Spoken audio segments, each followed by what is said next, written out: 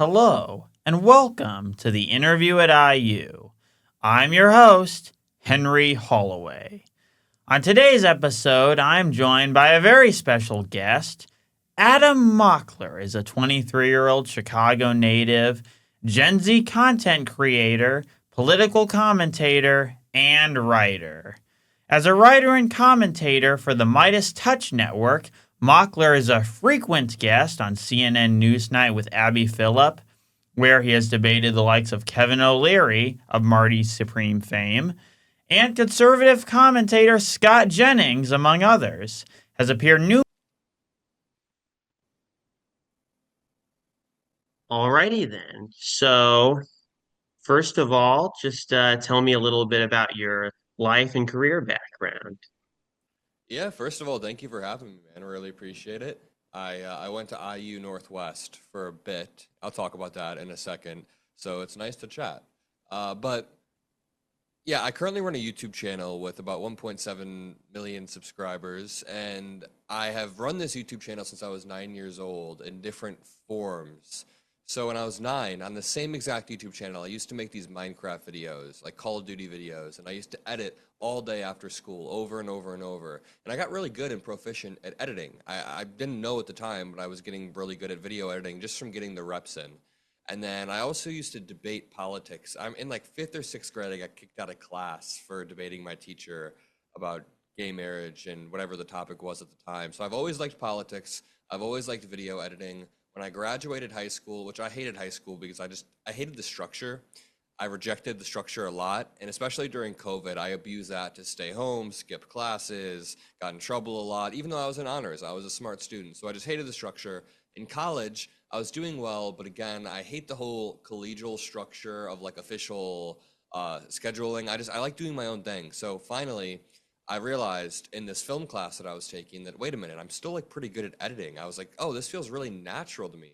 So I realized there's a Trump rally 2 states away. It was in Indiana. I was in Indiana at the time, going to IU Northwest.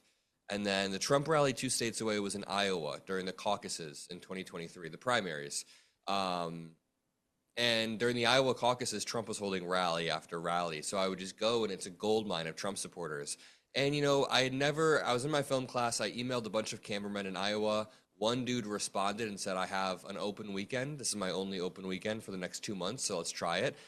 We went, I met him. He was like, dude, you have no content online, so I was a little bit nervous. Your YouTube channel is blank because I had wiped all the Minecraft videos. We went to the rally, we recorded it, and now that guy's like my main cameraman. We're doing another event in a few weeks. So it's weird because people ask me how long I've been doing this, and I say, 2 years, 3 years, I guess. But the real answer is like 10 years. I've been making videos for a while. So I guess just to summarize, it's a skill set that I built a bit ago.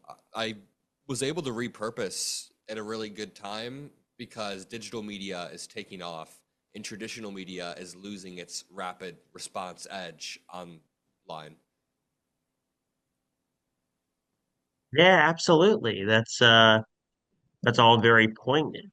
And it's interesting. You said, you were debating, teacher on a same-sex marriage. It's like you'd think, you know, eh, in an educational institution, they would want to encourage the development of critical thinking around those kinds of issues.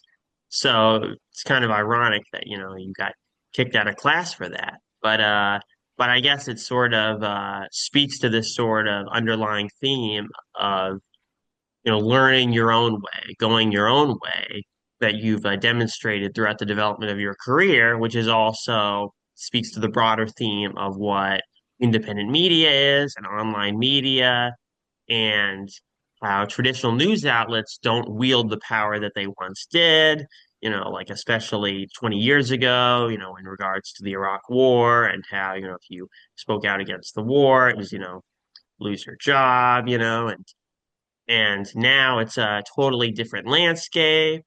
And of course, with Trump coming along in 2016, the landscape changed entirely. 2015 we came along. But I remember, I think I first saw you debating an older Trump supporter on Ukraine on why we should support the Ukraine war. and you got him to kind of come around. And thought that was interesting because a lot of there's sort of a split among Republicans when it comes to sort of supporting foreign wars. Like, my father, he leans more conservative, and he's very pro-Ukraine, and funding Ukraine and helping Ukraine, and it's an interesting dynamic. So I guess in terms of sort of current landscape, with the Democratic Party, you've got these sort of two models that have sort of emerged that I wanted to ask you about, which, well, one I would call the Newsom model, and the other I would call the Mamdani model. The Newsom model is to mirror Trump in terms of style. The Newsom model is to mirror Trump in terms of style, but be more Obama-like in terms of policy, right? With Newsom's, his tweets, but with that from his press office. But if you really wanted to mirror Trump in terms of style, I would say, why not just tweet from your own account, like that, like Trump does? Why not go a step further? But then in terms of policy, he's still much more Obama-like, sort of centrist, corporate Democrat, neoliberal. And then you've got a Mamdani figure who's more like Obama in terms of style, but it is more so mirrors Trump in terms of content, in the sense that he touches these third rails, he says things that no political consultant would tell you to say, and it's an interesting dynamic. And right now, I kind of see the Mamdani model winning out. So, a question for you is, what do you make of that analysis, and what do you think the implications are for the 2026 and 2028 elections, based on those sorts of two divergent models within the Democratic Party? Yeah, no, your analysis is right. Newsom is like center left, and he uses a lot of rhetorical rage by mirroring Trump's tactics. And then Zohran leans into economic populism for sure. I think that it's hard to extrapolate from the special election a month ago where the party is going to go, because Mamdani won in New York, but he won against a really uniquely weak candidate. And then at the same time, Spanberger won, and we saw Cheryl win, like other more moderate candidates that ran on, more center left economic policy. So there's this theory of the supermajority. I believe if you want a supermajority in the United States, you need different politicians for different areas. So Zohran Mamdani wouldn't do well in Andy Bashir's spot. But Andy Bashir is very, very popular in his governor's seat. In the same vein, Andy Bashir probably wouldn't be meeting the moment if he were the New York mayor. So you can have different politicians in the same party who are wildly different to create that supermajority. You can have a Spanberger in one place, and then you can have a Zohran Mamdani and an AOC, a Bernie Sanders, but then also a Bashir if you need to. I think that as far as the 2028 election, where we're going to go on the national stage, it's hard to tell where we'll be because of how quickly things move. So right now, the party is coalescing around this resistance to Trump type momentum. Governor Gavin Newsom is the best at capitalizing on this resistance momentum. Right now, according to every prediction market, according to most polling on name recognition, Newsom is ahead.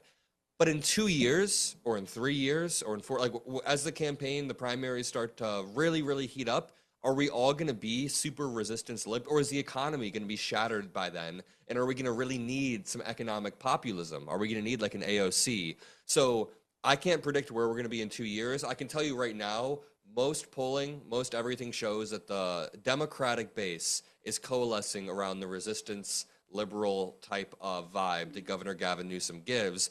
I personally like it. I like seeing the Republicans get hit back, but I don't know how that's going to translate into policy. So maybe he should lean into a little bit more of like clarity on the economy. I don't really know any of Newsom's legit economic policies. I know a few that he's enacted in California for sure. But yeah, as he enters this national stage, he should clarify that. The Democratic Party will hopefully expand its coalition by going in whatever direction it needs in the area it needs while having a broad tent. I think we should have a party that includes both a Bernie Sanders and a party that includes, like, a Mark Kelly or an Alyssa Slotkin. Mark Kelly is pretty center left, I'd say, but he served our country and he's a good guy and he understands the Constitution. He's got good policy. So I think this is a solid tent that we're building as we're refining our footing. Yeah, no, I like Mark Kelly a lot. I mean, he served in the I believe he was a Navy captain, correct me if I'm wrong. Yeah, He was in the NASA program. Uh he led combat missions, I believe, in Operation Desert Storm. Of course, his wife, former Congresswoman Gabby Giffords, yeah, survived that horrific shooting in Arizona back in 2011. Uh, I remember I was at the Idle George Museum that day here in Indianapolis. I remember hearing about that. Like that's a pretty amazing, story of survival. So, and I find him quite admirable.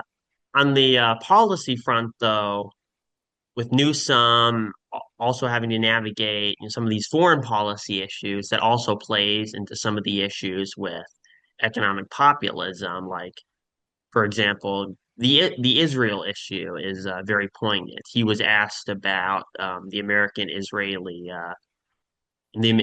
pact, APAC, and he had an interesting answer, but you could tell that it was something he kind of wasn't sort of prepared to answer. So, how do you see him and other Democrats like him, like Pete Buttigieg from my home state here in Indiana, and others sort of navigating those kinds of issues in the coming years? And how do you navigate those issues while also dealing with the unfortunate uprising we've seen, in anti-Semitism yeah. online, not just Israel criticism, which is sometimes conflated with anti-Semitism, but then, real, legitimate, really, nasty anti-Semitism, on online, especially with the rise of figures like Nick Fuentes, not who's he's not really that substantive, but it's just kind of about getting people riled up. How do you have a politician who's sort of prepared to meet the moment and address that kind of these underlying issues and that kind of that darkness in our politics too? It's a hard issue to navigate. Zohran is navigating it really well because he's condemning anti Semitism strongly while also having moral clarity. I think, first and Exactly. foremost, Democratic politicians like Newsom need to have some more moral clarity and better answers. That one answer where he's repeating, like, oh, it's an interesting question. It's an interesting question. That was a really bad answer, of course. He should have a lot Hmm. more moral clarity in the ability to condemn stuff when he needs to condemn it. You don't have to condemn the state of Israel or the people who live in Israel. Just condemn the excesses of their government, which should be easy for anybody to do because their government takes it way too far. Of course, I don't want like the dissolution of Israel, and I don't want a candidate who wants that either, but I want a candidate who has moral clarity on that. But from there, I honestly, this is going to be controversial, but I honestly think the amount of people whose sole issue is APAC is like over and it's overrepresented online. So when I go online and I Right. go on Twitter, there are tweets with like 300,000 likes of people saying they will only vote for a candidate who disavows APAC. And I think that's a very real wing of the Democratic Party. It is very real, a very real voter base. But at the end of the day, someone like Mark Kelly is probably pretty center left on Israel, for example. He probably thinks it deserves to exist, deserves to be safe, deserves to have a military, but should stop starving and slaughtering people. And this is like a more moderate take on Israel. I just think that, yeah, I think there needs to be room for that moral clarity. I think there needs to be moral clarity there. It's scary seeing not only politicians at the top have a lack of moral clarity and be able to condemn this stuff, be able to condemn Israel's excesses, but then people at the bottom aren't able to condemn the excesses of anti Semitism. So we need someone in the middle. A lot of people think that Zohran Mamdani won because he was super anti Israel or he stood up to Israel, but it really was mainly the affordability stuff. He spoke to a lot of people on affordability, and and I think that I've seen people launch campaigns trying to recreate this anti-Israel model where basically their entire campaign is surrounded up around being anti-Israel. I think that actually just misses the point. I think that you can be healthily against the government and their excesses of Israel, but there needs to be a little bit more clarity on that from the party. Right. Yeah. And if it's, you only apply the one standard to Israel, but not everyone else, then it very easily morphs into anti-Semitism. Like I don't think it's a lot of people, but I saw something about like a Stranger Things boycott, because of Noah Schnapp, a couple of years ago wore a shirt that said, Zionism is sexy and Hamas sucks. And, like people are mad at him over that. Like to me, that's pretty blatantly anti-Semitic. Dude, it's But extreme. The yeah. stuff around Noah Schnapp is extreme. Tweets with hundreds of thousands. Here's the thing. Tweets with hundreds of thousands of likes, absolutely shitting on him like he's the most evil person ever. But basically, everyone in my life, like my family, my mom watched Stranger Things. I have a friend from high school who's posting about it. This girl that I hang out with watches Stranger Things. My cousin, who's just like a normal liberal dude who doesn't like Israel, he was watching Stranger Things. So the point is, I feel like the average population isn't as like extreme as the people online. So Democratic candidates are going to have to maneuver around that, but I don't think APAC. Some people think APAC will be the deciding factor of the 2028 election. I don't think it's that big. Right, yeah, and I agree with you. I'm on Team No all the way. But uh but yeah, that's was well said. So I guess transitioning to maybe the final leg here and sort of looking at the of our interview and looking at the sort of overall media landscape right now. You have outlets like, Breaking Points, Crystal and Sagar and Ryan and Emily, where they go into the nitty-gritty and the analysis, and that's sort of an economic populist sort of ideology that's sort of core to their show, where you've got two leftists, two conservatives, and you have more complexity that you can get into in independent media than maybe we'll see on cable news.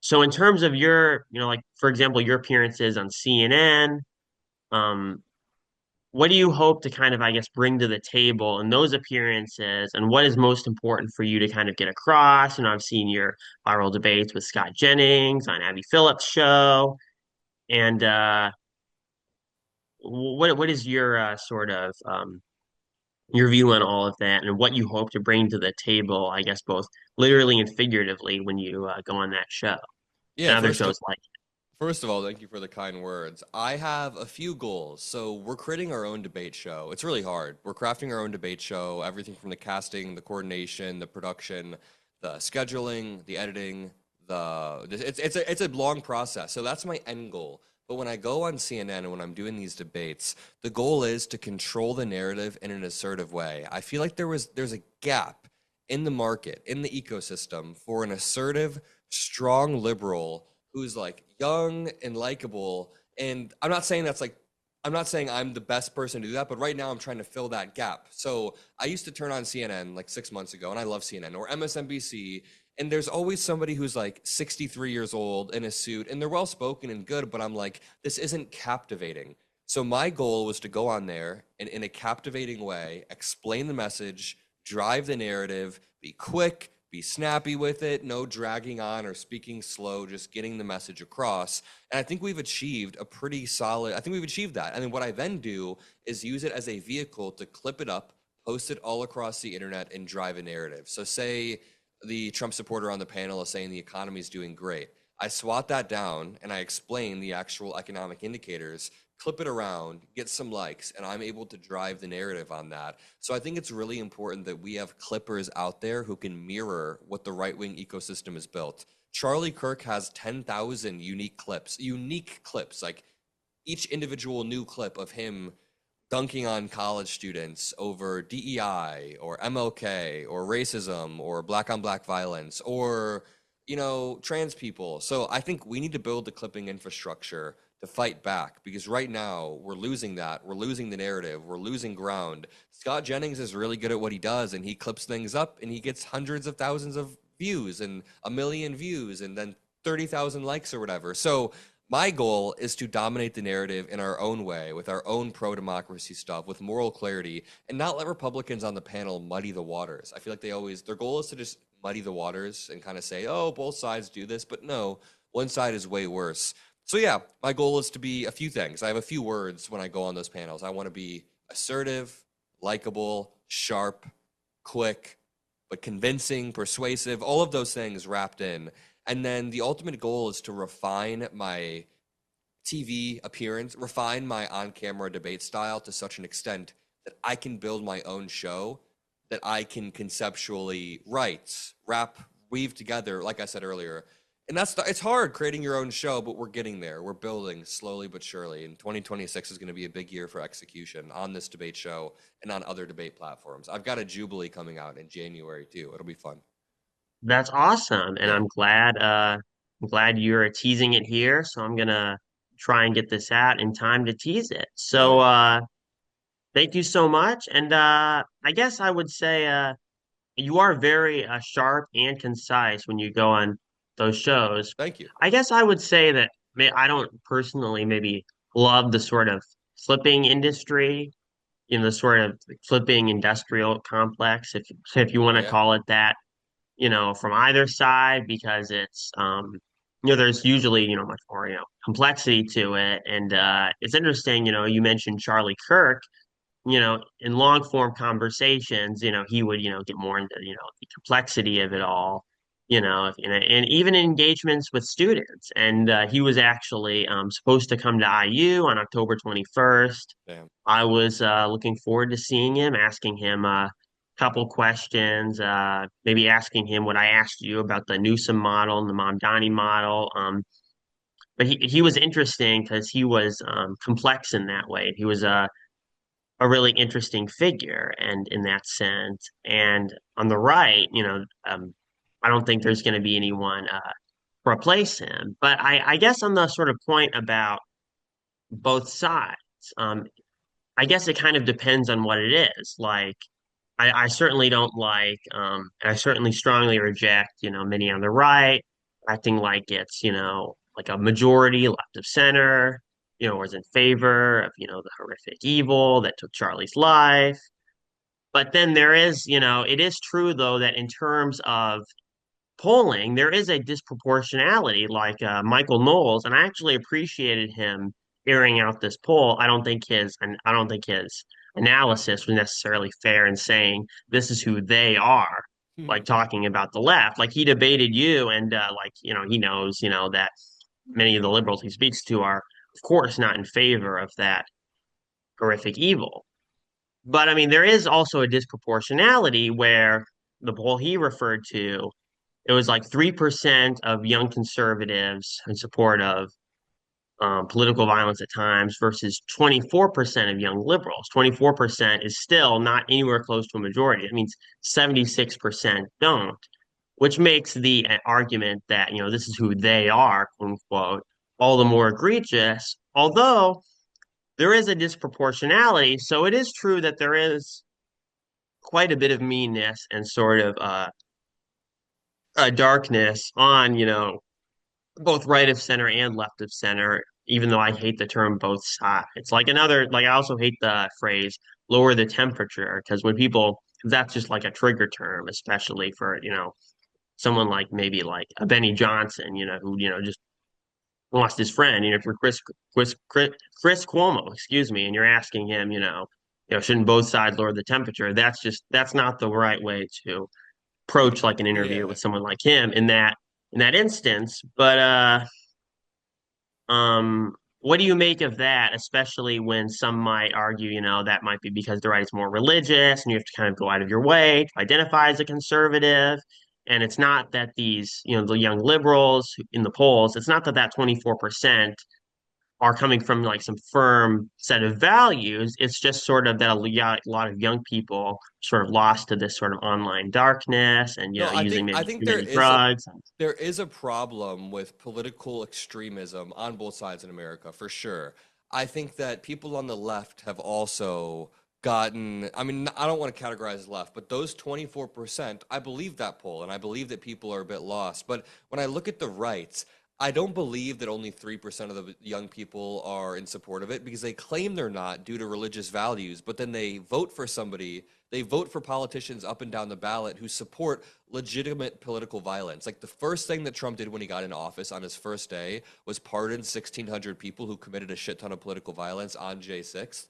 So, like, they claim we're not okay with any sort of political violence whatsoever, but their vote shows differently. And then Trump said, I think 2 weeks ago, like, hang them all in reference. No, no, no. He retweeted somebody who said, hang them, George Washington would, right? So, like, he's calling for the death of Democrats. And I feel like if the election were to happen again, those Gen Zers on the right would still vote for him. So they claim they don't support political extremism or violence, but they vote for somebody institutionally who does. Now, on the other side, I was pretty bothered by a lot of young liberals. I wouldn't even say liberals, young like leftist reaction to Charlie Kirk's murder.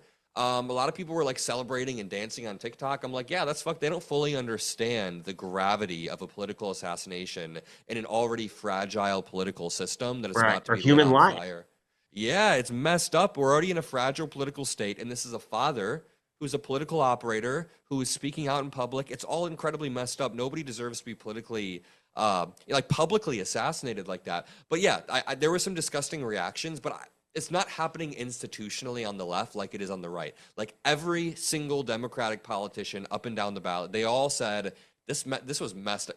AOC was like, yeah, I disagreed with Charlie Kirk, and then she played some stuff that Charlie Kirk said, but AOC condemned it.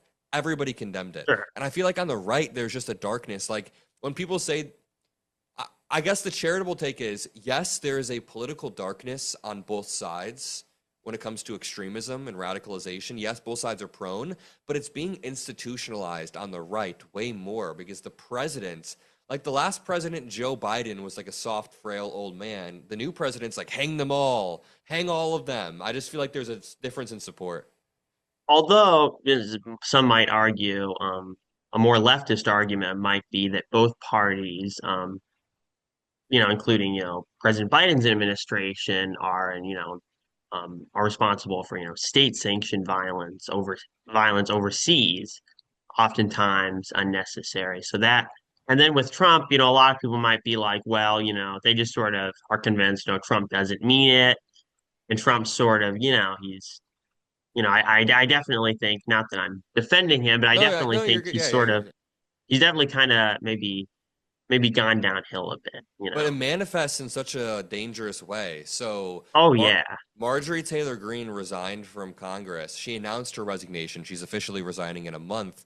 And one of the reasons that she cited, kind of indirectly, but she cited it like the day before, was that she was getting an increase in death threats from yeah, not from the left, not from like young college right, students, not from like those right, 24%, but it was from MAGA extremists. It was legitimately from people on right. her side because she split on the Yeah, Epstein files, and Trump launched those attacks. So even if Trump doesn't mean it, even if Trump doesn't like mean what he's saying, his supporters right. interpret that as a call to do this shit. So Marjorie Yeah, some resigned. some of them do, yeah.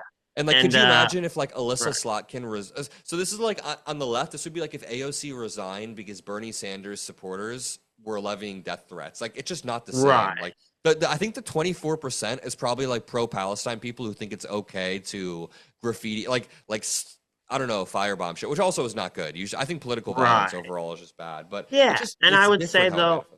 Yeah, I would say though, but like with like to Michael Knowles saying, oh, Jay Jones getting elected shows these people in Virginia are okay, with what Jay Jones said and, believe that, Republicans and their family members should be violently murdered. It's like, no, Michael, they just don't think that Jay Jones meant it or but yeah. but at the same time though, like is that someone you want as your I mean I'm not saying but like he's definitely not someone who I think I should don't be the think it's a attorney good. general. Yeah, no, I don't think it was good. Yeah. Listen, he was obviously better than the MAGA alternative, and they were in a tight spot because if he dropped out, they couldn't find a replacement, so it would de facto be a win for the MAGA alternative. But I think that the texts were despicable. He also said on the debate stage, he did this whole thing where he was like, I'm ashamed, I'm sorry, I'm deeply embarrassed. I actually truly believe this guy was embarrassed and ashamed. Trump has never once deleted a post or backtracked or after making fun of like Paul Pelosi backtracked. And I guess I don't always want to be comparing it back to Trump, but I just feel like the Right. standards are like Trump can legit say hang them all and do like this crazy like AI videos of Obama being arrested. But Jay Jones apologized for like those Sure. comments. Also, the comments were messed up. You shouldn't be saying stuff like that. It indicates Yeah. poor judgment overall to be in that position of power and still say that stuff. I I make edgy jokes, but like I don't seriously text that to other political operatives. Like that's Right. crazy.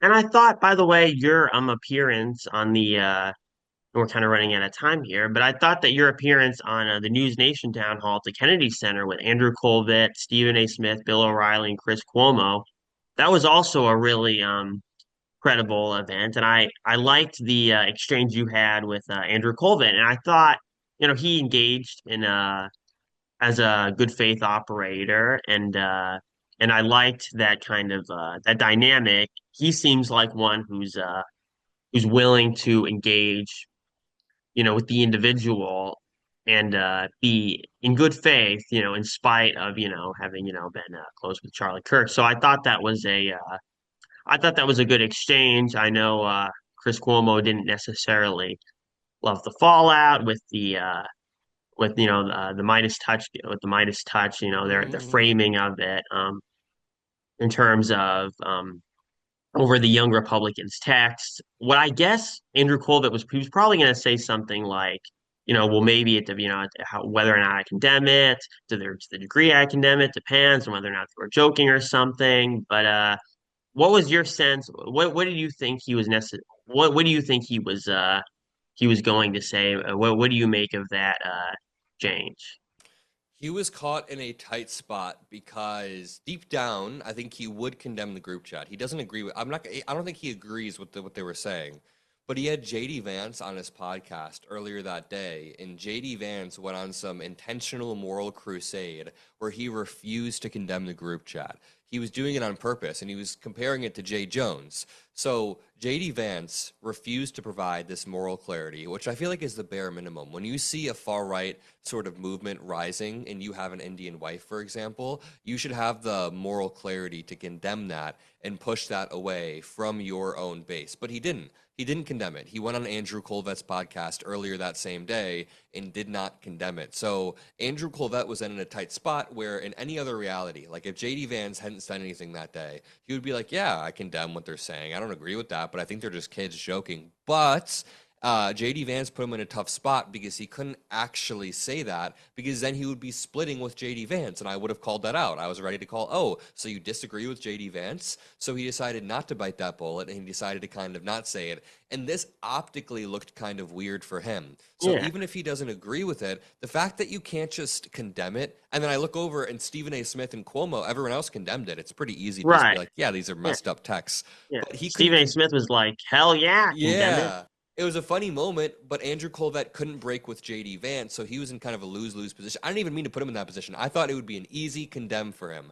And then he didn't condemn it. And then I decided, okay, I'm going to pounce again. I'm going to double down. If he's not going to condemn it, I'm going to really make an example of this. These are leaders of the Republican Party. Andrew Kolvet is a leader, spokesperson for Turning Point USA. He's like part of Charlie Kirk's legacy, and he can't even have moral clarity around these group chats. I mean, I condemn the JD Jance or Jay Jones texts I did on stage. I condemn them. I condemn them now. I can have moral clarity. It's a messed up thing to say. You shouldn't make fun of that. College students shouldn't make fun of Charlie Kirk's death. Moral clarity is necessary. I don't see that moral clarity from the leaders on the right.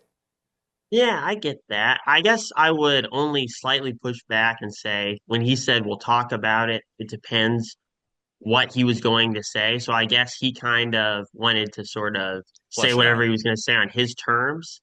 But I do, you're right. You could just outright condemn it. I do agree with you on that. And but yeah, that was a good exchange and Thank you. pretty incredible. Being up there with Stephen A. Smith and Bill O'Reilly, and I mean, did you ask Stephen A. Smith if they what he thought of them firing the Knicks coach? Because I thought that was pretty ridiculous. No, I didn't get to ask him. I should have. We didn't get much time. He stormed off stage at one point during the segment. This is all like was live on the News Nation. He stormed off stage, and that's when I was coming out and getting mic'd up. So I walk out, and he storms past me. I was like, "What just happened?" And then he comes out, and he's like cooled off.